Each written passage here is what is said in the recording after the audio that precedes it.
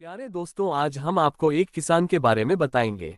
अगर आप हमारे चैनल में नए हैं तो हमारे चैनल को सब्सक्राइब जरूर कर लें। एक छोटे से गांव में एक किसान रहता था जिसका नाम रामू था।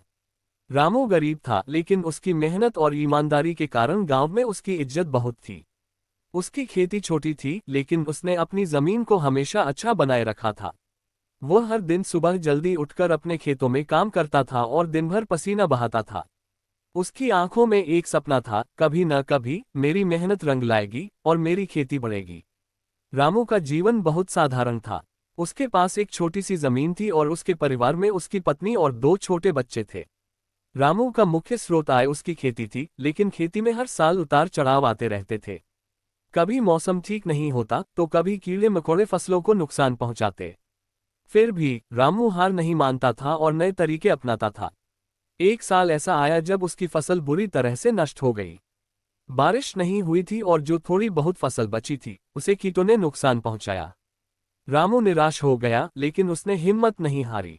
उसने गांव के एक पुराने किसान से सलाह ली जो खेती में बहुत अनुभव रखते थे। वह किसान रामू को एक पुरानी तकनीक के बारे में बताने लगे जो आजकल बहुत कम लोग अपनाते थे। उन्होंने रामू को बताया कि अगर वह जैविक खाद का इस्तेमाल करेगा और खेतों में पानी की सही सिंचाई करेगा तो उसकी फसलें पहले से कहीं ज्यादा अच्छी हो सकती हैं। रामू ने पुराने किसान की सलाह मानी और उसने जैविक खाद का प्रयोग करना शुरू किया।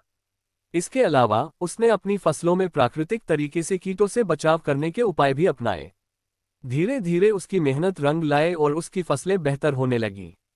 एक साल बाद रामू की फसल इतनी अच्छी हुई कि गांव में उसकी खेती की चर्चा होने लगी।